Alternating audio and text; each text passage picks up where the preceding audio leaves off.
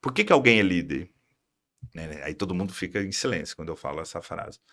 Fica todo mundo, por que você está falando, Pado? Não, você é líder porque você não consegue mais fazer o que você precisa fazer, as suas entregas, sozinho. Aí nós colocamos mais gente embaixo de você, certo? Certo. Então, se você precisa de gente embaixo, quem deveria ser o maior preocupado em recrutar, treinar, desenvolver? Você, porque é para entregar o que você deveria entregar sozinho.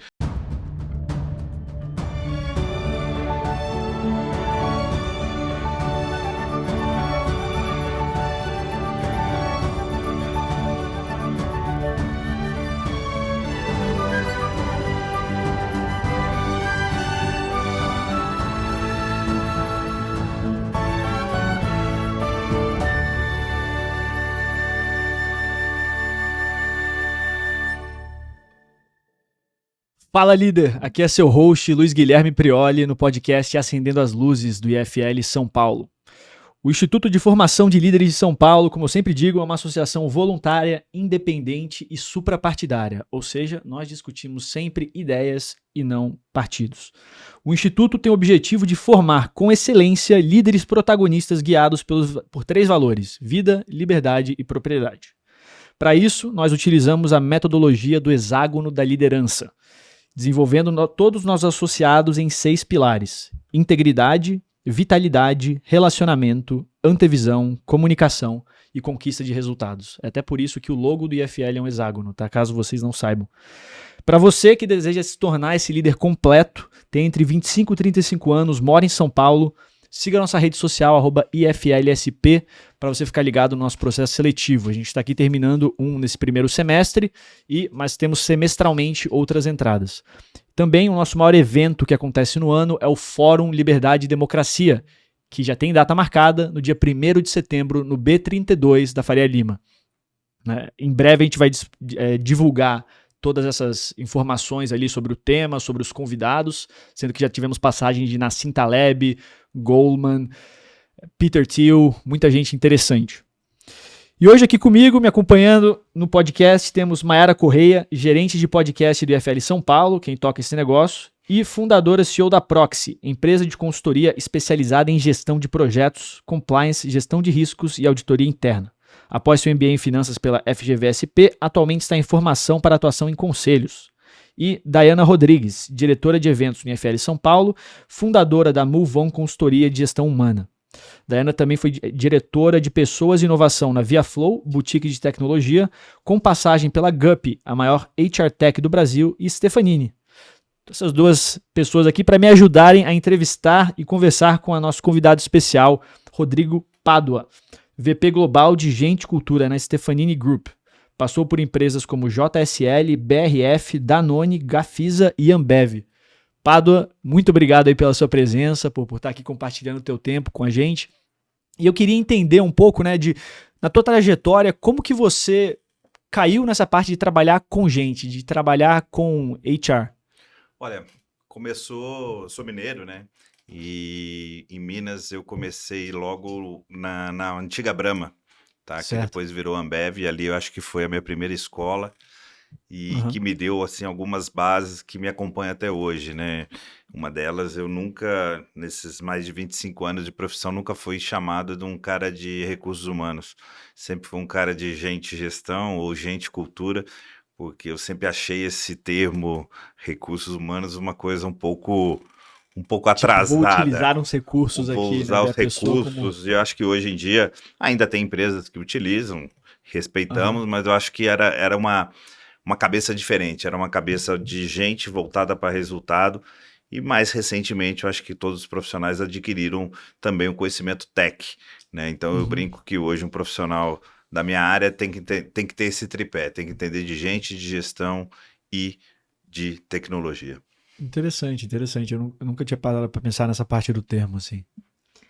Rodrigo, desculpa, Pádua, né? Só por Pádua. Pádua, puxando um pouquinho o gancho para para a realidade que a gente está vivendo hoje, né? Sempre quando a gente ouve as pessoas falando a taxa de desemprego, tá difícil buscar recolocação, mas quando a gente conversa com as pessoas que recrutam, a gente também sente que essa demanda e essa dificuldade é inversamente proporcional a encontrar as pessoas que as empresas têm, né, que estão buscando com as competências que as empresas precisam hoje. Como que você equilibra, né? Contratar a pessoa, contratar gente pronta, como formar gente dentro de casa. Ótima pergunta.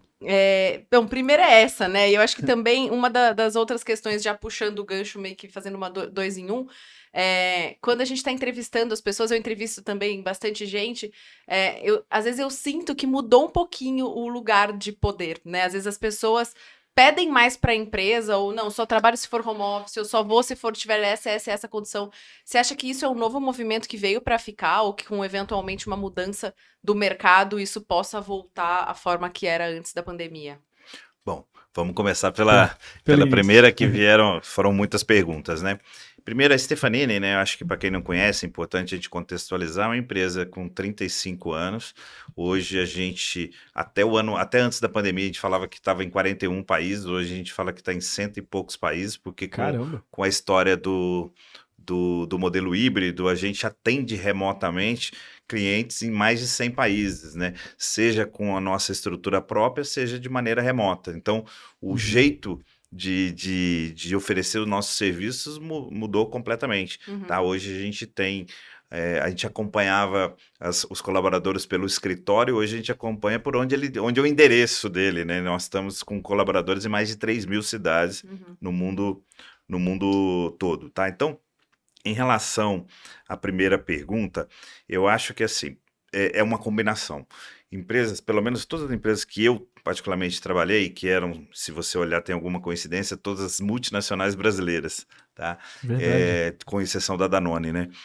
Elas são, no caso, sempre eu acreditei nas duas formações. Tá? Você no modelo de empresa grande como a gente, que está passando e passa por uma transformação, uma evolução, vamos chamar assim, de modelo, evolução digital, porque o termo transformação é bacana, mas eu gosto mais de evolução, tá? Ele pressupõe que você tem que formar gente dentro de casa, porque é mais fácil de você adequar a sua cultura, né? Quando você forma na base, é uma maneira mais integrada de você já trazer alguém pronto. Por outro lado, é legal você trazer pessoas também de fora, porque isso acopla novos conhecimentos, novas maneiras de pensar, diversidade na prática, né, de pensamento, de tudo. Então, quando você pega, por exemplo, a Stefanini, além dessa complexidade de 32 mil pessoas em mais de 100 países, nós somos 34 empresas. Tá? Porque foram aquisições que a gente fez ao longo do tempo, onde o nosso modelo de transformação digital ele foi feito muito baseado em aquisições. E essas aquisições com uma estratégia. A gente sempre adquiriu empresas que faziam coisas diferentes da gente. A gente nunca vai, e continuamos fazendo isso, a gente nunca adquire alguma coisa para empilhar, que a gente chama, que é o termo, né? Que é aquela coisa de você passar por uma transição que faz uma aquisição e tem que discutir qual CFO que vai ficar, qual o diretor comercial. Não, a gente sempre faz aquisição de alguma oferta nova. Isso horizontalmente, é muito bacana. Assim. Horizontalmente. Ou mesmo verticalmente, com alguma feature ou com alguma... Tem que ter um fit cultural para ter uma vertical. Não, alguma feature no sentido de alguma oferta que complementa. A gente hoje divide por torres, então a gente tem banking, marketing, por exemplo. Aí se a gente torres, esse termo eu não conhecia. Torre seria tipo business unit, assim? Seriam como business unit. Por que a gente chama de torre? Porque, na verdade, ela é um conjunto de empresas, inicialmente. Tá? Então, todas elas têm ofertas ligadas a marketing. A gente optou, esse ecossistema a gente dá o nome de Ventures, tá? E a gente, vamos voltar e contar em termos, é como se a gente pegasse e falasse, poxa, esses bichos aqui são todos voltados ao cliente banking. Então, vamos colocar aqui. Esses aqui todos ao cliente marketing, toda a jornada de marketing, vamos colocar aqui. E aí, o bacana é quando você fez isso e o ecossistema pegou, imagina como se fosse aqui o cubo, né, que a gente está até aqui perto, ao longo do tempo você sabe o que você tem em cada uma das torres, mas você sabe principalmente o que você não tem. Isso ajuda muito na nossa estratégia de M&A. Por quê? Porque hoje, por exemplo, se eu não tiver alguma solução em marketing, eu vou no mercado olhar alguma coisa que complementa. E aí é plug and play. E aí por isso eu faço aquisição do que eu não tenho. Tá? Eu nunca faço aquisição de alguma coisa que a gente Nunca para aumentar a carteira. Nunca para aumentar a carteira, a não ser que seja alguma coisa estratégica em algum outro país, você quer entrar em alguma outra coisa. Então, isso é uma estratégia que a gente adotou e muito bem sucedida. Hoje, nos últimos 3 anos, a gente saiu de uma empresa que faturava 3 bilhões de reais no mundo, estamos faturando 6 bilhões e meio. E a nossa rentabilidade multiplicou por 3, por 4. Então, Caramba. foi uma transformação digital feita na prática, como vocês mesmos queriam alguns exemplos Muito aqui, bom. feitas na prática, tá bom? E Legal. isso traz essa diversidade, porque toda vez que eu contrato ou que eu trago uma empresa nova, eu trago conhecimento novo, eu trago pessoas novas que são incorporadas dentro da Stefanini. E esses 34 empresas, todos os founders estão lá com a gente. E vocês saíram de legal. 3 bi para 6 bi. E alguma né? coisinha. Então, você falou, isso foi a transformação digital feita na prática, ou seja, vocês passaram por essa evolução digital dentro da Stefanini para viabilizar isso. A gente, Como que é? A estratégia inicial, ela era... A Stefanini é uma empresa de 35 anos, né? Então ela já tinha ali seus 30 anos com uma carteira de clientes, mas voltadas mais para uma tecnologia um pouco mais tradicional, vamos chamar assim, tá bom? Só que sempre foi rentável, lucrativa, crescia ano a ano, tá? A gente pegou e foi a estratégia de falar o seguinte, vamos pegar todo esse caixa desse negócio e vamos formar um novo ecossistema que a gente deu o nome de Ventures, que foram essas empresas adquiridas. No início, era um grupo de empresas, né? Depois foi crescendo, a gente falou, opa, vamos adequar em torres, né? Que é banking, marketing, cybersecurity, analytics e inteligência artificial, manufacturing e technology. São as 6 torres que a gente... E depois, com essa aquisição, a gente foi arrumando e foi tendo um CEO para cada uma das torres. Então, daqui para frente, qual que é o nosso desafio? Construímos o mais difícil, né? Porque você sair de uma empresa, né, teoricamente tradicional, 30 anos, muito bem sucedida com alguma coisa, para esse modelo, o que agora a gente quer para o futuro? A gente quer que essas torres, elas ao longo do tempo, elas vão virar uma empresa. Então, por exemplo, a nossa torre de bank, ela já vai virar nome Topaz, é um nome que ela vai ter, que já está se consolidando e vira um negócio. E aí agora a nossa missão é fazer a mesma coisa com a torre de marketing, com a torre de cybersecurity, com a torre de analytics. Cada torre vai ter o nome de uma pedra, assim? Topaz? Não. Sempre a gente procura aproveitar uma das próprias ventures que tem, que elas tenham alguma marca um pouco mais global, que seja um nome que seja facilmente entendido no mundo todo, porque a gente sempre, como empresa global, a gente tem que estar mirando esse desafio. E aproveitando um pouco, né, falando dos perfis de empresas distintas que vocês, né, agregam aí ao ecossistema, na hora de olhar para um M&A, né, ou depois que essas empresas já estão dentro de casa, os desafios culturais eu imagino que existam, assim. E como lidar com esses desafios na hora de trazer as empresas? Esse fator comportamental, de fit com cultura, né, que foi até o que o LG comentou, ele também é considerado nesse processo de fusão, aquisição? Vou te falar a teoria e vou te falar a prática, né? Na teoria, a gente sempre está buscando alguém que tenha um fit cultural com a gente, né? Na prática, que é o que a gente fala, se a empresa fosse, né, muito boa em termos de rentabilidade, muito boa em termos de processo e com um fit cultural perfeito, ela não seria vendida. Tá? O mais importante é a gente ter essas 3 coisas mapeadas para a hora que ela vir para dentro, a gente saber em que lugar a gente tem que meter a mão. Tá? Um dos itens que a gente não abre mão é a área de gente, cultura e a área de finanças. Então, nesse momento, quanto acopla, eu já coloco alguém do meu time, a gente já coloca alguém de finanças e o founder que veio, ele continua tocando o front, ele que é o cara que entende de vendas daquele negócio, porque como eu falei, é uma oferta que a gente não tem conhecimento, a gente está aprendendo, e aí, normalmente, em alguns casos, muitos desses founders às vezes não têm alguns princípios de gestão, alguns princípios de administração tão maduros, e aí é onde a Stefanini encaixa com o modelo dessa pessoa, não só nesse sentido, como também em embarcar ele. Imagina que um belo dia você fez uma aquisição de de uma venture, Uhum. acabamos de fazer uma de cybersecurity chamada Safeway há 2 semanas. No dia seguinte, ele tem um leque de mais de 1.200 clientes do mundo todo que ele pode fazer o approach dele, o pitch dele e oferecer as ofertas dele. Então, por isso que a integração, o mais importante para a gente hoje é como integrar ele rápido, como ele girar no meio desse ecossistema, que não é um ecossistema tão simples assim, ele tem uma complexidade. E eu acho que também, aproveitando esse ensejo, o que você entende e o que você pode trazer para nós até, né, como líderes, que são competências importantes nessa liderança hoje, que vai nos diferenciar, que chama a sua atenção quando você está avaliando, assim, né, essas cadeiras de C-Level. O que hoje são competências importantes? Olha, diferentemente de alguns anos atrás, eu falo que hoje a opção pelo ou, ela não existe. É a opção pelo E. Né? Então, por exemplo, a Stefanini hoje, ela é uma empresa de empreendedor e executivos. É uma combinação de empreendedores com executivos. É uma combinação de autonomia com responsabilidade. Nós temos 90% de 32 mil pessoas que estão trabalhando de casa nesse momento, remotamente. Então, eu acho que essas características, elas vão hoje, acho que no passado era muito binário, né? Você tinha que ter uma coisa ou outra.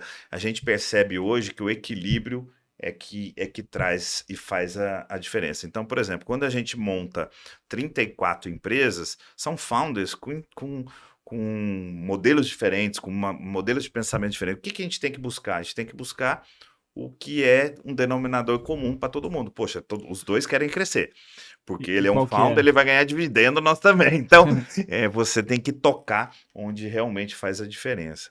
Voltando só numa pergunta que foi interessante, que acabei não respondendo, em recrutamento, né, o que mudou hoje em relação ao passado, eu acho que assim, a Stefanini, ela se adaptou, né, a todo esse modelo, mas a gente nunca entrou na moda, tá? A gente nunca entrou no modismo, assim, a gente sempre teve alguns princípios, por exemplo, quando a gente fala venture, são empresas que têm ofertas maduras ou, né, em amadurecimento, mas que já sabem, tocam um negócio, tem custo, tem não venda. É um PowerPoint. Não é um WhatsApp, não é um startup. Tá? A gente tem investimentos em startups também, mas não está nesse ecossistema que eu te falei das 34 empresas. Por quê? Certo. Porque os drives e as alavancas são diferentes.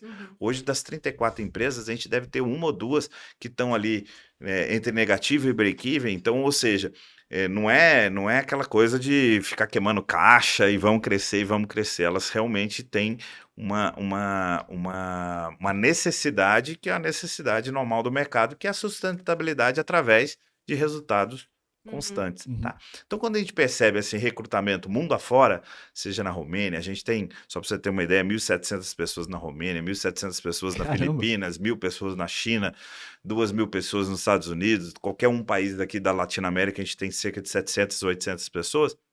Culturalmente, a gente tem um propósito, que é criar soluções para o futuro melhor, 7 atitudes, e a gente busca nessas pessoas o máximo possível de aderência com a nossa cultura. Então, às vezes, algumas dessas pessoas não se encaixam no perfil que a gente está buscando, e não é questão de serem boas ou não serem boas, tá? Mas muitas delas, às vezes, veem nesse empreendedorismo que tem a Stefanini uma oportunidade do cara empreender dentro de uma empresa. Porque, para quem empreende aqui, eu sei que vocês empreendem, a vida não é muito fácil, né? E como que você cria essas condições? Porque isso é uma parte bem interessante, esse intraempreendedorismo, né? Eu até já falava isso um tempo atrás, que se chamava de empreendedor CLT, que é você...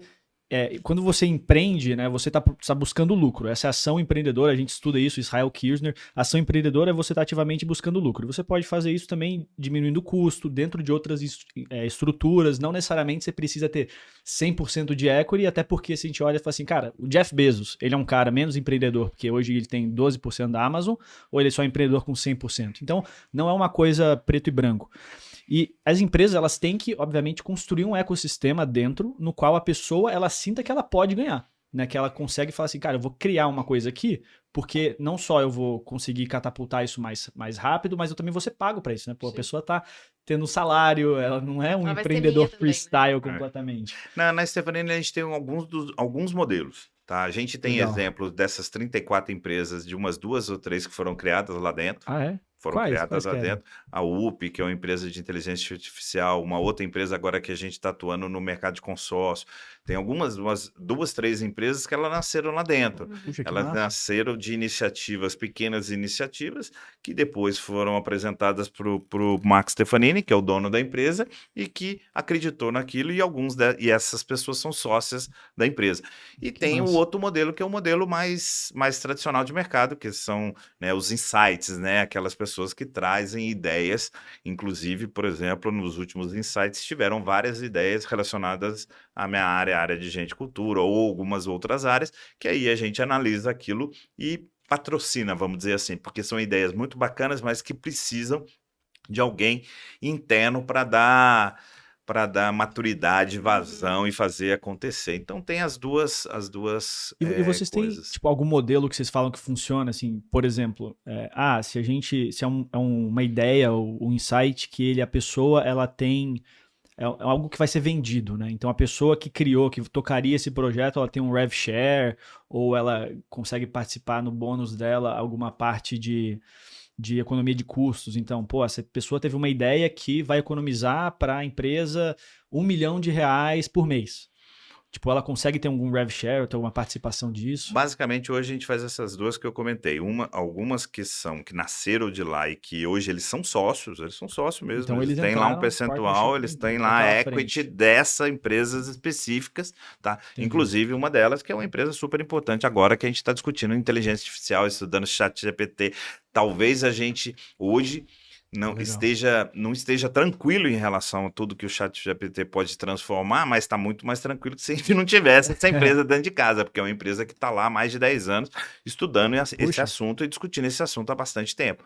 E o outro é o modelo que são as pessoas trazem esses insights, mas aí eles não têm alguma participação em relação àquilo. São programas de boas ideias, esse tipo de coisa que são implementados dentro da empresa. Entendi. Tá bom? Legal.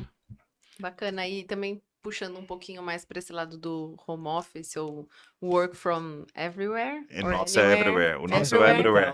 É. Everywhere. Como vocês encontram o equilíbrio num monitoramento que seja saudável? Porque hoje em dia ninguém, né, acho que poucas empresas controlam aquele das 8 às 6, né? O acompanhamento é muito mais por entrega. Como que vocês fazem esse monitoramento de uma forma explícita ou não explícita? Porque a gente sabe que existem softwares que fazem acompanhamento também que os próprios funcionários não conseguem ver. Como você encontra esse equilíbrio para que seja saudável para os dois lados e para que as pessoas também não se sintam invadidas? E até para não ter dev trabalhando em 2 empregos, né? Também porque aqui foi o que a acontece gente demais, mais né? descobriu. No Bom, Brasil. acho que o legal de contar essa história é voltar no princípio. Há 3 anos atrás a gente não tinha, tá, o modelo de home office, né? E agora a gente tem, e ele se aplica a 90% da empresa, porque você tem um percentual que não pode, tá? E quando a gente nasceu, e se você olhar, e hoje tem um livro do Marco, né, que é o Filho da Crise, tem lá 6, 7 capítulos que foram escritos nesses últimos 4 anos, tá? Tem um que se chama Everywhere, e você vai ver o nome lá, Rodrigo Pádua, no capítulo inteiro, porque esse assunto foi um assunto que caiu muito na minha responsabilidade. E como que nasceu aí, contando a vida como ela é? Ela aconteceu quando em março a gente teve o problema do Covid, março de 2020, a gente tinha, né, experiências muito pequenas na Europa em relação ao home office, tá? Porque a empresa não tinha uma crença de que isso funcionava, tudo que a gente sabe de outras empresas também no mercado. E quando começou a acontecer aquilo, eu fui um dos últimos, ou o último dos VPs a ir embora para casa, tá? Eu fiquei até a hora que o máximo de pessoas possíveis foi para casa. Aí eu fui também, tá? Mas algum percentual de pessoas tinham que trabalhar em atividades que eram consideradas essenciais. E nós criamos alguns monitoramentos que a gente foi fazendo, algumas pesquisas pulso e vendo algumas coisas que a gente foi percebendo ao longo das semanas, tá? E foi muito rápido, que o modelo Everywhere, ele apesar de todo mundo estar assustado naquele momento, ele estava trazendo bons resultados para a Stefanini. E a gente media 3 coisas: o Employee Net Promoter Score, o Net Promoter Score e a Qual que é o produtividade. primeiro que você falou? O Employee Net Promoter Employee. Score, o Net Promoter Score, que é de qualidade, e a E produtividade. todos subiram. E todos vinham subindo. E aí, óbvio, que toda a transformação, por isso que a gente fala, por isso que a coisa acontece na prática, né? Show me the money, né? Me mostra que o negócio, poxa, olha aqui, tá subindo. Ah, mas isso é porque tá todo mundo assustado com o Covid. Pô, mas aí passa semanas, continua subindo. Ah, mas isso é porque o governo está ajudando com alguns incentivos. Aí passa meses, né? Continua subindo. Resumo da ópera: tem 3 anos e continua subindo. Tá? A nossa nota de Employee Net Promoter Score não chegou no platô, né? Ela continua, vem subindo. O nosso Net Promoter Score, que é a nota de qualidade de serviço, continua subindo. Para todas as áreas? Em todas as áreas, em todos os países. A gente não chegou ainda no platô, tá? E continua aumentando o número de pessoas em cidades também, que é uma coisa que eu acompanho. Mês a mês eu entro lá e adoro ver as novas cidades que as pessoas vão vindo trabalhar na Stefanini. E aí, né, a gente teve que fazer isso tudo meio, né, toque de caixa, porque para você se adaptar a isso, você tem que fazer toda uma jornada digital. Você tem que atrair, admitir, treinar, desenvolver, até mesmo quando o cara sai por algum motivo da companhia, você tem que fazer isso de uma maneira digital, porque ele vai estar lá no interior do Amazonas, no interior do Rio Grande do Sul, para fazer o exame médico, para fazer isso, para fazer aquilo. Então, toda essa jornada foi construída. A sorte nossa é que a gente já vinha trabalhando nisso. A gente só teve que acelerar e provar que esses números sustentavam que o modelo era aplicável. Mais recentemente, isso eu estou falando agora bem recentemente, a gente fez alguns ajustes finos. Tá? O que são os ajustes? A gente falou o seguinte: poxa, vamos pegar o melhor dos mundos. Agora a gente é ambicioso, a gente quer o melhor das duas coisas. O que significa isso? A gente percebeu também que não ter nenhum contato não é o melhor dos mundos. Tá? Então a gente criou, a gente não tem nenhum tipo de software de acompanhamento, não temos nada disso. Isso que eu ia perguntar, como que você gerencia tanta gente assim? A gente e tem... como você tem esse acompanhamento, né? Desses resultados? Os resultados, NPS, eles têm, né, como eu te falei, tem a parte de engajamento que a gente vê. Essa é uma pesquisa que a gente antes fazia, lá no momento a gente teve que fazer com maior frequência, mas hoje a gente faz com a frequência normal, ou anual, e com alguns pulsos trimestrais para a gente ver que se o pessoal tá engajado, tá? E fizemos algumas perguntas, por exemplo, mais recentemente: qual seria a reação dele em relação a Stefanini se a gente voltasse a trabalhar 100% no escritório? E é muito legal, porque culturalmente a resposta foi padronizada, 50% no mundo inteiro, em todos os países, muito igual. Falaria: opa, eu pensaria fortemente se eu continuaria ou não na Stefanini. Mas o objetivo nem era isso, tá? Era pegar outros insights. E um dos insights que a gente pegou foi que existia uma preocupação dos colaboradores em relação a crescimento de carreira, porque ele fala: pô, será que eu vou ter as mesmas oportunidades estando remoto do que o cara que está lá perto do chefe? Quem é né? visto, né? Quem é visto, né? Pois é, e aí a gente foi fazendo alguns ajustes. Que ajustes são esses? Hoje a nossa liderança, a gente convidou, não é uma coisa, convidou eles a estarem entre 2 a 3 semanas no escritório, tá? A liderança, tá? E os colaboradores que não fazem parte da liderança, uma vez por mês, né? A gente tenta criar alguns rituais, all hands, happy hour, usa um pouco de criatividade para manter um pouco mais o contato com essas pessoas, principalmente em atividades de integração, atividades de criativas, porque aí o contato presencial faz diferença, a gente percebe, tá? E aí o negócio, de novo, continua, por incrível que pareça, melhorando desde então. Ainda não chegamos nesse platô. Então, para você, o candidato que fala que só quer home office não é um problema. Não é um problema, mas tem um princípio, tá? Um princípio, e ele não pode ser invertido. Qual que é o princípio? Primeiro, tem que ser bom para o cliente. Nós somos uma empresa B2B. Sim. Tem que ser bom para o cliente, porque se o cliente falar para mim que quer que seja no escritório dele, eu vou me adaptar ao cliente, Uhum. tá?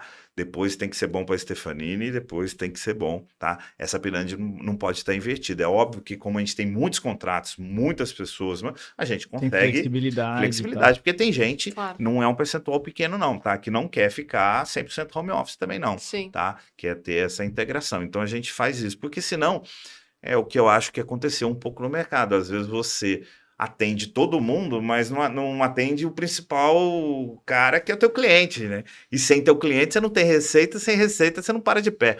Então acho que esse foi alguns princípios que a gente tomou cuidado desde o início. Isso Legal. acaba tocando no ponto que você falou, né? Da pirâmide invertida ali. Exato, De dinâmica. Não, eu nem puxei, porque a gente já foi falando, eu falei, vai ter uma hora que Ele eu vai vou falar, puxar de novo, exatamente. mas casou perfeitamente. É bem curioso isso da cultura, porque se você pensa assim, enquanto tem umas empresas ali que a gente recebeu, né, o Thales Gomes, ele fala assim, cara, que é completamente presencial, zero home office, o cara é completamente contra isso. Tem outras empresas que estão lá falando assim, pô, a gente aqui, ó, home office, a gente se adapta à cultura. Contei. Bom ponto, porque eu gosto muito dele e acompanho, e eu vou te falar o seguinte, por exemplo, o modelo encaixou ao nosso modelo de negócio. Eu nunca faria isso, eu sou o maior defensor e falo lá o tempo todo. Se quiserem discutir o Everywhere comigo, podem me discutir em todos os assuntos, porque assim, o filho é meu. Se tem coisas ruins ou coisas boas, tá Quero comigo o saber. assunto. Foi um modelo de negócio, tá? Ele encaixava no nosso modelo de negócio. Sem citar nome, eu já fui visitar algumas empresas que tem a ver com o meu passado, empresas de bem de consumo. Eu não faria o que algumas dessas empresas estão fazendo hoje, que o headquarters deles está todo mundo home office, sendo que tem lá 50, 60 mil pessoas na fábrica que não pode.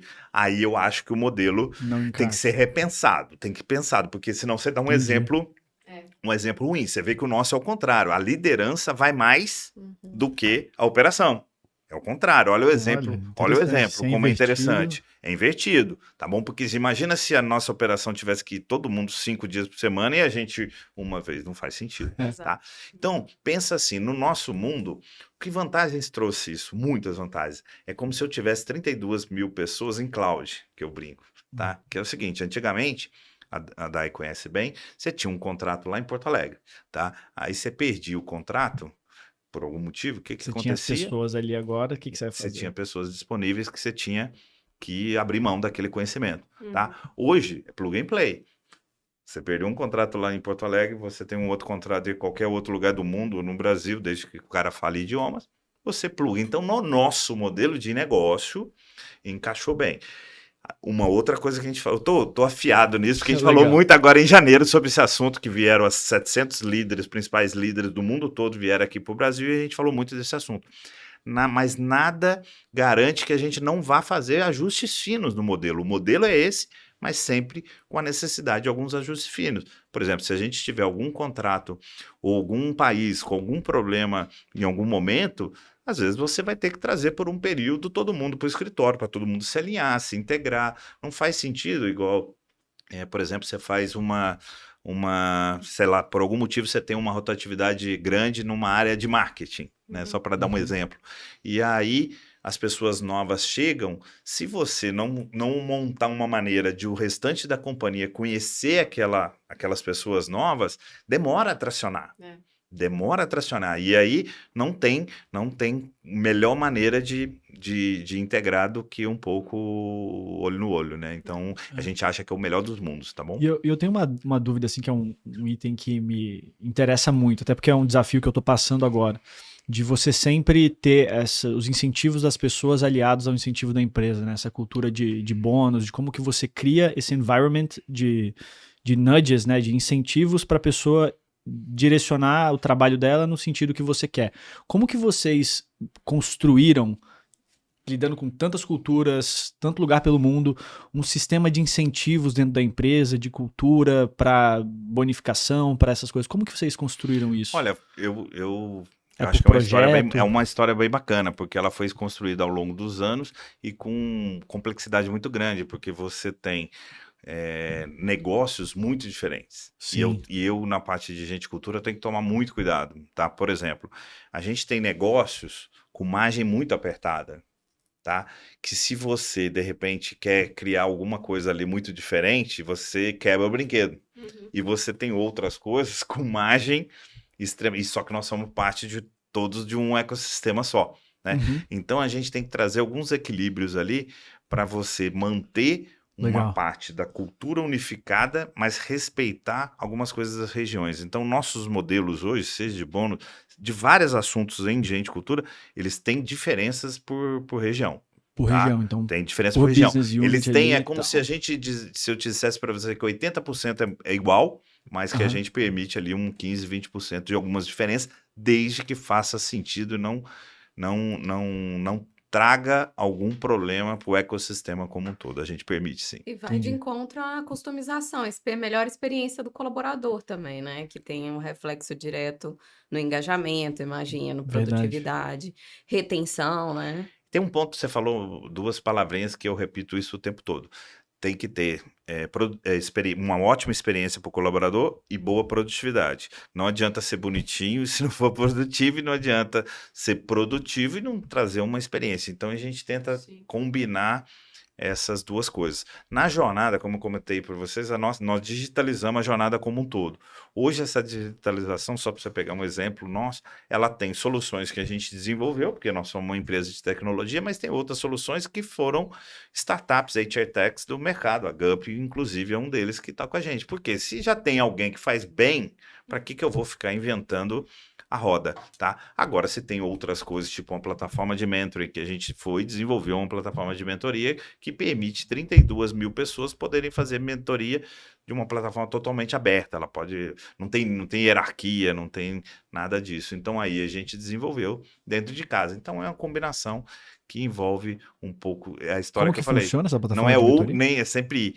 É uma plataforma aberta, onde você tem as pessoas que se cadastram para serem mentores, tá?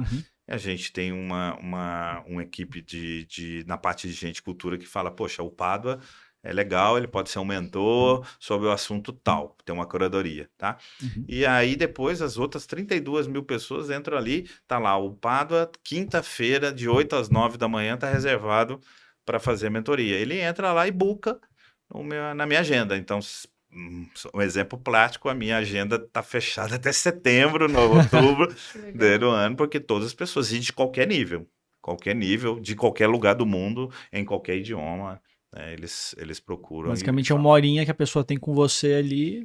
O que foi a ideia? A ideia foi mostrar essa abertura e a possibilidade dele aprender, porque como a gente tem modelos e países diferentes, poxa, você pode conversar com o cara da Romênia, o cara da Romênia pode conversar com alguém do Brasil, sobre temas, e a gente divide a plataforma por temas, então a gente põe algumas cybersecurity, carreira, tem coisas técnicas e coisas de gestão, financeiro, algumas coisas assim, e aí ele procura, eu conheço várias pessoas lá que fazem mentoria toda semana, porque é uma maneira de ele promover um aprendizado violento e aprender sobre várias coisas diferentes dentro da Stefanini. É muito bacana, muito bacana.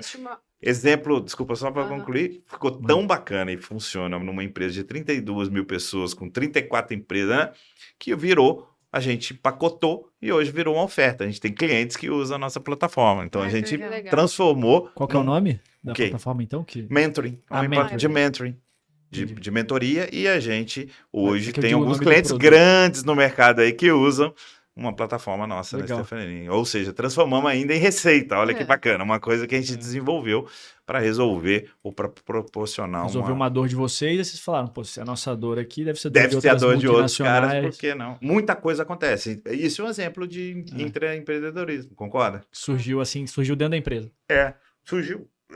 Eu tenho um privilégio, tá? Isso eu posso falar pelos 25 anos. Além do time de gente, eu tenho desenvolvedores comigo.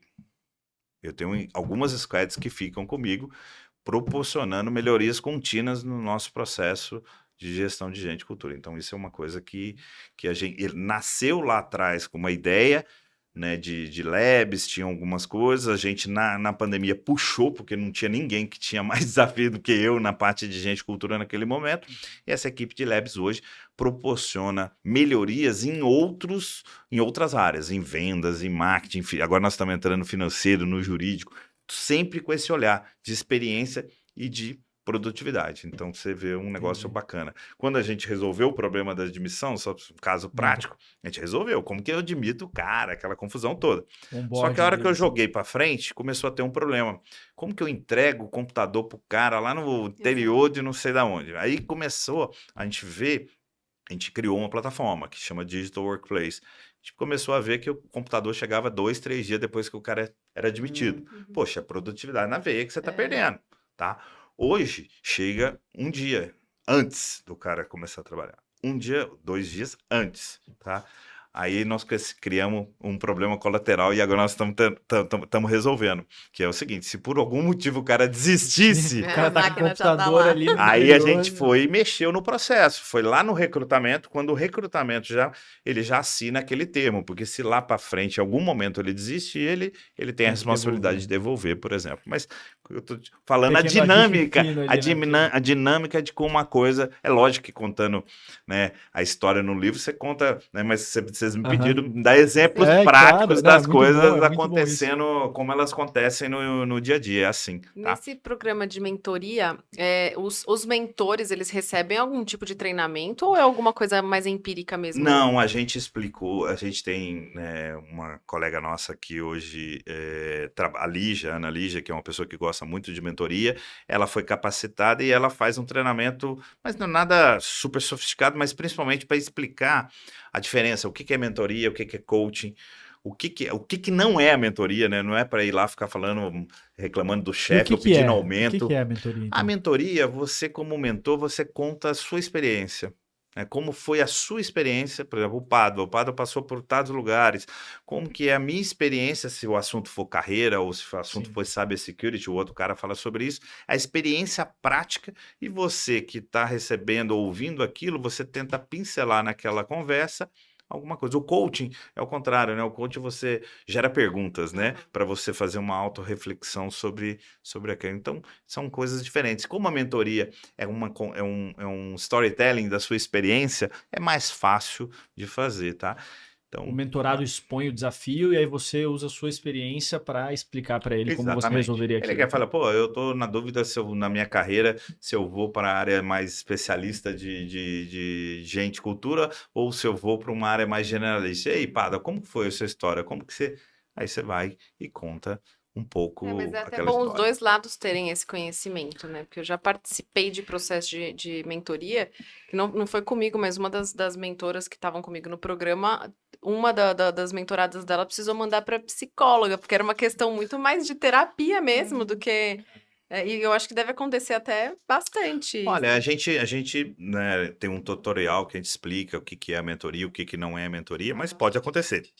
Aí você tem que ter uma certa experiência sobre o assunto, tá? Para também não entrar numa certa mas assim, eu brinco que a mentoria, eu sou mentor e faço mentoria toda quinta-feira, hoje é quarta, amanhã com certeza eu vou fazer a mentoria. A gente aprende muito também, porque é uma maneira, ainda mais na minha posição, de escutar, principalmente quando são pessoas distantes, de operação, de um contrato lá no meio. É muito bom, porque aí você consegue ver se a nossa comunicação está chegando, né? Sim. Porque esse é um ponto que a gente acabou não falando aqui, mas é um desafio, né? Você chegar com a comunicação sem o telefone sem fio, né? Porque senão ela vai se alterando no meio do caminho. Eu vou pegar um gancho aqui e pedir um momento mentoria, então, compadre. Acho que assim, o tamanho da empresa, vocês já passaram por diversos momentos, até no presencial, de ter que fazer alguns desligamentos em massa por perdas de contrato. E hoje a gente está vendo um boom, né? Desde o início do ano, finalzinho do ano passado, o movimento dos layoffs, de despreparo das pessoas conduzirem, né? Muitas pessoas aí saindo super chateadas com a condução, né? De grandes líderes, inclusive. E às vezes, na hora de analisar, nem fazia tanto sentido, porque a margem da empresa continua boa, os resultados continuam também, enfim. O que de aprendizado você pode trazer, até para quem está ouvindo e que porventura precisa, porque a gente entende quando há necessidade de ser feito, mas como conduzir isso, né? Acho que com sabedoria, com cuidado, de forma humanizada. Acho que são 2 pontos. Vou falar primeiro ponto da Stephanie. Nós estamos com 2.000 vagas, então esse problema eu não tô. Tá? Nós estamos hoje com 2.000 vagas no mundo inteiro, muitas vagas na Europa, muitas vagas nos Estados Unidos, porque a empresa ela não está passando por esse momento que o mercado está passando, né? E aí, por quê, né? Porque é a empresa que tem alguns motivos principais. É uma empresa que ela não tem dívida, então a taxa de juros sobe, desce, para a gente não move nada, né? Então, de uma certa maneira, é muito confortável uma empresa líquida como a gente nesse momento. É uma empresa que já tinha um modelo de gestão de controle de custo muito forte, sempre foi o DNA do fundador, do Marco. Tem uma frase lá do cortar unha, como é que é? Custo é igual unha, você tem que cortar todo dia, senão cresce. Então, esse DNA já tinha lá, e às vezes isso traz algum certo incômodo na empresa como um todo, né? Mas depois, na hora que acontece o que está acontecendo hoje, você vê a vantagem de ter essa cultura mais espartana, tá bom? Quanto ao que aconteceu no mercado, eu sem citar nenhum tipo de nome, assim, mas para gente que é profissional dessa área, eu diria que foi assim, seguir à risca, em alguns casos, tudo que não se deve fazer num processo de desligamento, de layoff. Tudo que eu aprendi na minha vida do que não deveria fazer, fizeram assim... Tic. Em que sentido? Primeiro, eu acho que você tem que ter respeito. Você não pode fazer uma comunicação pelas pessoas por WhatsApp, por mensagem, pelo menos, não sei se é fato, mas foi o que a gente tem ouvido um pouco no mercado. Segundo, eu acho que tudo tem que ter um script, né? Por que você está fazendo aquilo? Acho que você tem que ter um respeito. Relação de saída e de entrada vai acontecer em todos os lugares. A gente mesmo tem uma empresa que tem uma rotatividade alta, mas é uma coisa que eu sempre cobrei. O offboarding tem que ser tão bacana quanto o onboarding, tá? Você tem que tratar legal. Vai ter momentos que você vai cometer algum erro, alguma coisa, sim, ninguém é perfeito, tá? Mas a estrutura tem que ser montada para as pessoas saírem de bem com a empresa. Por quê?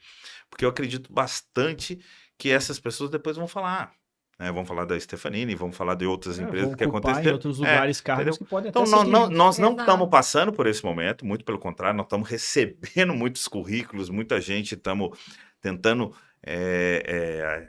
admitir parte dessas pessoas, que tem muita gente boa no mercado, mas eu diria que eu acho que cometeram, sim, alguns erros aí, tá? O quanto isso vai custar em termos de marca empregadora, quanto isso vai custar em termos de imagem do ecossistema como um todo, não sei o que, eu acho que só o tempo vai dizer, tá bom? Eu tenho uma pergunta, assim, porque a gente acaba utilizando aqui algumas coisas, alguns termos que são muito acostumados pra gente, né? Onboarding, offboarding, isso aí acabam sendo rituais. Sim. Que você adota como empresa. E numa visão ali que, tentando olhar objetivamente para a sua experiência, para as diversas empresas de vários setores que você trabalhou, quais são os rituais-chave que você busca, como uma pessoa que cuida de gente, gestão, manter nas empresas que você trabalha? Assim, aquele ele tá fazendo mentoria reunião, comigo, né? Ele tá fazendo mentoria. Aproveitando aqui, ó, para você, telespectador, fazer uma mentoria também. E brincadeiras, eu sempre, como um bom mineiro, a gente tem frases, né? Então isso aí tem uma frase para isso, são os momentos que importam. Legal. Tá? Esses são os momentos que importam. E eu brinco que toda empresa, você tem que fazer uma analogia com a vida pessoal. Faça uma analogia com a vida pessoal que você vai ter as respostas muito fácil. Você, quando conhece alguém, quais são os momentos que importam, né? Aí, provavelmente, para as mulheres, né, faz toda a diferença quando, no primeiro encontro, como que a pessoa recebeu ela, né, abriu a porta, não fez isso, fez aquilo, já é um momento que importa. Depois, como foi na primeira briga, como foi, né, são coisas, né, trazendo para o nosso mundo de gente, a mesma coisa. Você faz na atração, o que sempre acontece? É o momento do ápice. Né? Assim como a gente na vida pessoal também, é um momento do ápice. Dali para frente, não tem dúvida que o engajamento ele tende a diminuir. Mesmo as pessoas que são promovidas, que viram presidentes, mas ela tende sempre a cair. Então, que momentos que importam se você pensar numa vida de um colaborador? Na entrada, o processo de admissão, os processos de feedback, eles são sempre muito complexos, porque eles são motivadores, mas algumas vezes são traumáticos, tá bom? E o processo lá no final, o offboard. Esses são nitidamente os melhores, os mais importantes, tá? Tem alguns... O onboarding, feedback e o offboarding. Exatamente, tá? Porque o feedback, ele acontece várias vezes. Ele é o ritual. O offboarding, os dois primeiros que eu comentei com você, ele acontece uma vez. A não ser que você saia da empresa e volte mais de uma vez. Exceção.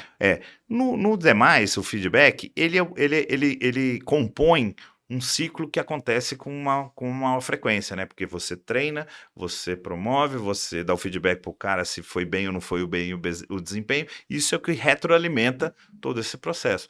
Normalmente, às vezes você tem 5 sessões de feedback muito, muito bacanas, duras, mas às vezes bacanas, porque não tem que ser bonzinho. Isso é um problema da cultura latina, né? Às vezes a gente acha, todo mundo quer feedback, desde que seja bom.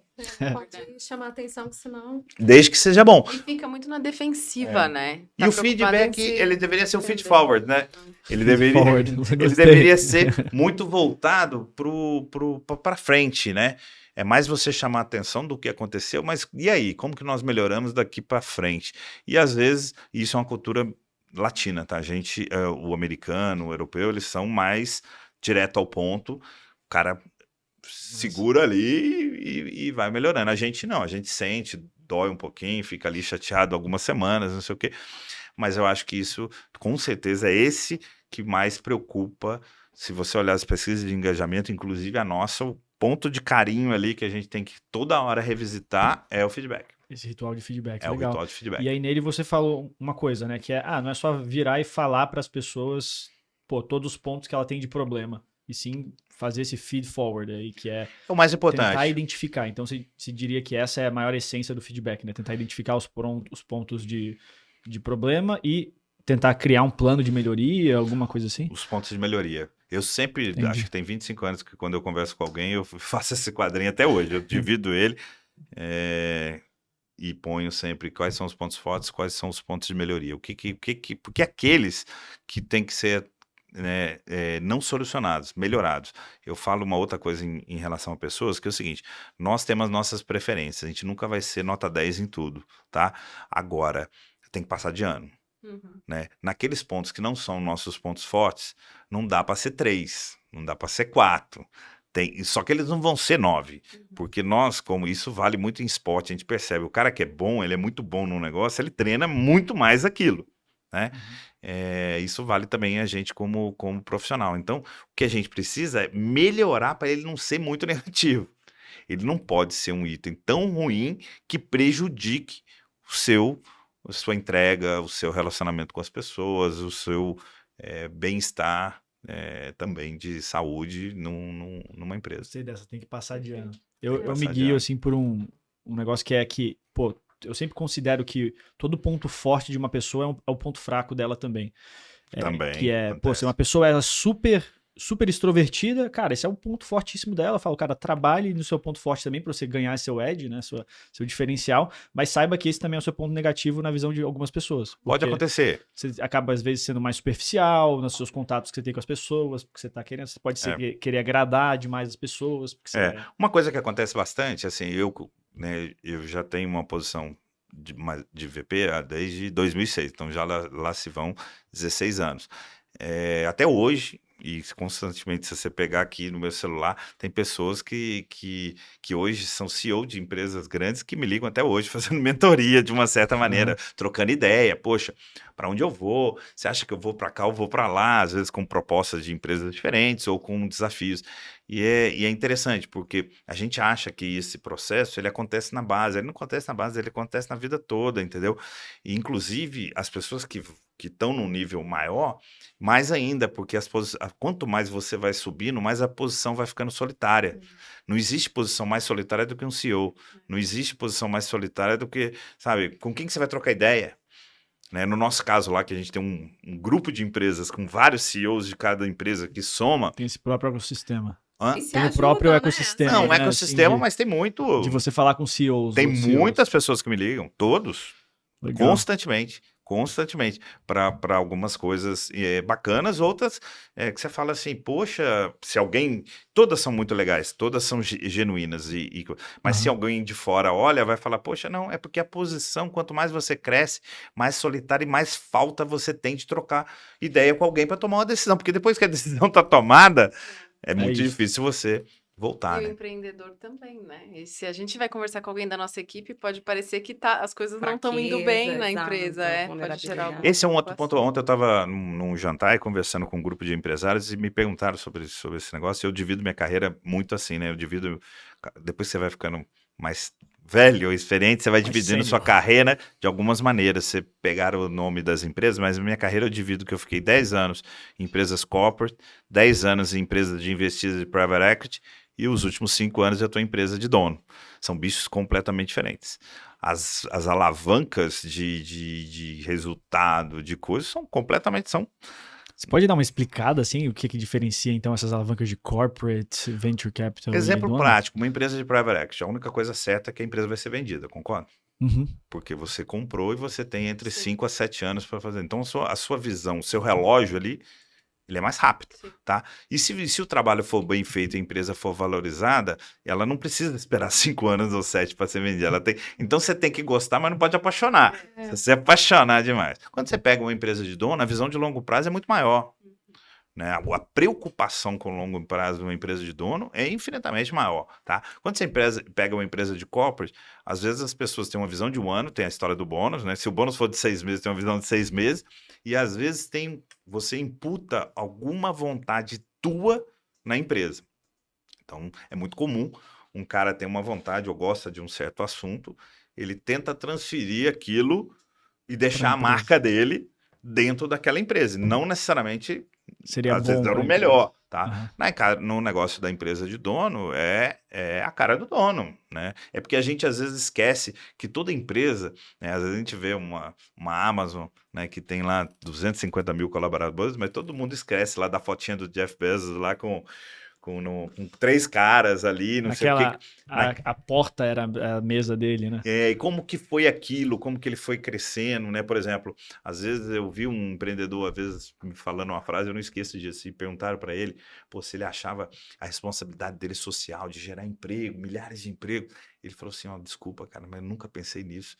Eu tenho 30 mil pessoas lá, 20 mil pessoas na empresa, mas se eu tivesse um jeito de ter a empresa que eu tenho, com 10 mil pessoas. Não, com 2 pessoas, ou se fosse só eu sozinho, estava ótimo, mas não é. A gente, quando vai crescendo como empresa, a gente vai crescendo por uma necessidade, né? E às vezes as pessoas esquecem disso, né? Eu falo isso o tempo todo na Stefanini.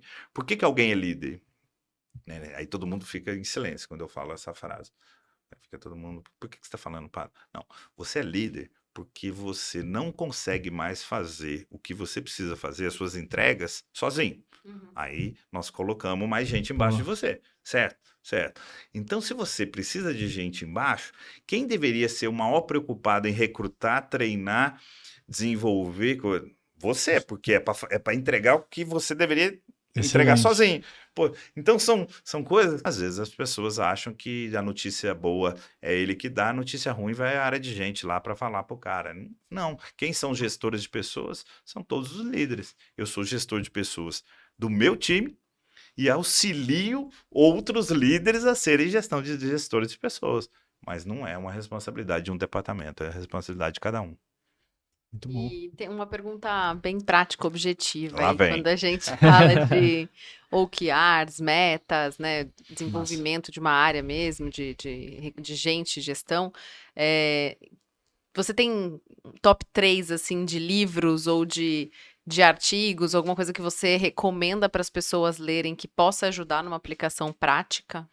Olha, eu sou meio fanático com leitura, então todo mundo lá na Stefanini comenta. 3 é pouco, então. Eu leio 3 por mês, 3, 4 livros por mês. Então, o meu é ao contrário, é o livro do momento, vamos dizer assim. Eu, recentemente, eu gostei muito do livro Garra, e a gente falou sobre ele no kickoff nosso agora, né? Porque o livro, não sei se vocês já leram, e é um termo muito usado agora nos Estados Unidos, que fala de grit, que é o termo em inglês. E ele fala que todas as pessoas têm talento, todo mundo tem talento, tem alguns mais, outros menos, mas o que faz diferença e que faz ele ser bem sucedido é a garra. tá? E garra é uma soma entre perseverança e paixão, tá? E vale 2 vezes mais do que talento. Quando você pega algumas pessoas, tipo o Michael Jordan da vida, um Pelé da vida, grandes craques que tinham ótimo talento e tem garra, aí eles são Outliers, né? outliers. Mas se você conversar com ou ouvir todos eles ficam muito chateados de acharem que eles são o que ou foram o que foram por causa de talento, como se talento fosse uma coisa que o Papai do Céu chegou lá, ó, pum, pum, pum, e você... Tem mérito, né? Não tem mérito, não teve Esforço, treinamento, não teve esforço, perseverança e paixão, que é os dois. Então eu gostei muito desse livro, a gente usou no kickoff, e ele é bacana porque ele tem um teste lá que você faz na hora e você vê seu nível de grit comparado com as pessoas no mundo todo. E para não deixar todo mundo chateado com a história, a autora prova que ele pode ser desenvolvido ao longo do tempo, que tem alguns fatores que fazem você ter mais garra. Casar, ter filhos, faz você, às vezes, ter muito mais vontade, mais garra. Então, gosto muito desse. Tem um outro que, até pela minha função, que ele fala sobre, esqueci o nome dele agora aqui, que ele fala sobre as diferenças culturais no mundo afora. Então, ele pega como que em cada nação, né, como que é, por exemplo, o que é o feedback direto, o que é o feedback pro japonês, o brasileiro, o europeu, quem que é mais direto ao ponto, quem roda, quem vai. É um livro muito bacana, eu gosto muito dele. E agora acabei, por acaso... Você tá lendo Pense de Novo, do Adam Grant. Eu não tinha lido e gostei muito, porque ele fala sobre esse negócio de repensar, pensar de novo, e eu gosto quando tem algumas coisas que a gente já faz na prática e depois lê um livro e você vê a teoria daquela prática, né? E ele fala sobre, eu acho que até publiquei alguma coisa nas redes sociais, sobre o que faz a pessoa repensar e o que faz o cara não repensar. O trigger do repensar é a humildade e o trigger de não repensar é a arrogância. São as duas coisas que fazem você não repensar e o que faz você repensar. Então, você pega... né, a gente mesmo lá, eu vejo isso o dia todo, um cara como o Marco Stefanini, que já é um cara super já conhecido no mercado e tem empresa que tem, o tempo todo ele tá lá, nos últimos dias, lá entendendo de chat GPT, disso, daquilo, ou seja, a pessoa tem uma humildade também para buscar e saber que tem alguma coisa vindo aí que pode mudar o rumo dos negócios. Então, acho que são alguns dos livros aí que mais recentemente. Anotados. Obrigada. Perfeito, Pado. Assim, acho que a gente pegou teu tempo aqui por bastante. Foi uma hora que voou. Eu queria agradecer demais por você estar aqui, a Day e a Mai por todos os insights que trazem para essa conversa, porque é isso mesmo, né? Que é uma conversa que a gente vai trazendo gente que é super interessante, que a gente sabe que tem para agregar muito para os nossos telespectadores que estão ouvindo a gente aqui no Spotify, no YouTube, né? Gravado. E pedir aí se quer você deixar alguma consideração final para essas pessoas aí que estão começando a empreender. Eu gostaria, eu acho que nesse de empreender, a gente, depois Perfeito. que eu comecei a rodar, que a gente, na minha função, acabo, né, rodando bastante aí mundo afora, né? Fico 2 semanas por mês fora. E uma coisa que eu aprendi, porque o Marco já falava bastante, como nós brasileiros temos que aprender a pensar grande, pensar global. É interessante, o brasileiro quando ele monta um negócio, empreendedorismo, como o Brasil é muito grande, ele pensa no Brasil, ele tem dificuldade de pensar que a empresa pode ser global. Então, por isso, talvez, não é só isso, algumas das explicações porque a gente tem tão poucas empresas globais, né? E quando você vai, por exemplo, mesmo aqui no nosso quintal, aqui os argentinos e alguns outros, eles já nascem pensando na empresa globalmente, né? Como que isso vai para a Europa, vai para os Estados Unidos. Então, acho que a dica, né? Muitos empreendedores aí que estão ouvindo, acho que a gente tem muita qualidade, a gente tem muita... E o profissional brasileiro lá fora está sendo muito valorizado nesse momento, porque lá fora o gringo não sabia o que era inflação, não sabia algumas das coisas que estão vivendo aí, e o profissional brasileiro voltou a ser muito valorizado. Hoje tem muita gente procurando o brasileiro, o argentino, que sabe também viver um pouco essa resiliência, resiliência, esse negócio, por exemplo, aqui tudo já é montado, né? O contrato já tem atualização, já tem algumas coisas que te protegem, tem dissídio, tem isso, tem várias coisas que te protegem. Lá fora eles não viviam isso, né? Então tem um dinamismo que eu acho que o profissional brasileiro é muito, muito bacana, né? E eu vejo aí no mundo do empreendedorismo, das startups, das ventures, o nome que a gente queira dar, eu acho que o brasileiro é muito, muito, muito bom, muito bacana. Eu acho que ele só precisa realmente olhar um pouco assim, olhar às vezes para fora, pensar um pouco no mundo, se conectar no mundo de tecnologia. Tem um negócio que eu aprendi, que eu também vinha de outras indústrias, não tem inimigo de ninguém, todo mundo é amigo, todo mundo pode fazer negócio junto, todo mundo pode se acoplar. Eu acho que são algumas das coisas, algumas das dicas aí para os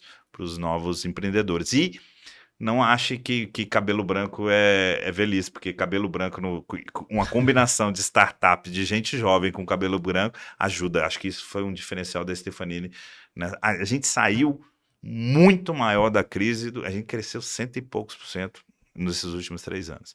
E rentabilidade triplicou. De 3 bi para 6 e pouco. Pô. Isso no revenue, mas na hora que você pega no EBITDA é muito maior, tá? E a gente tá se preparando de novo, porque a gente tá achando que tem um cheiro aí de alguma possível confusão.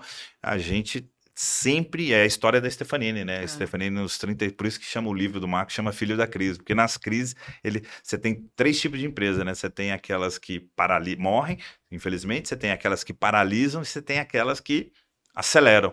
E acho que a Stefanini sempre foi, nas crises, aquela empresa que saía do outro lado da crise maior do que começou. Ótimas palavras. E agradecer aqui aos nossos patrocinadores que o podcast ele tem essa opção, né? Você pode patrocinar aqui com a sua marca.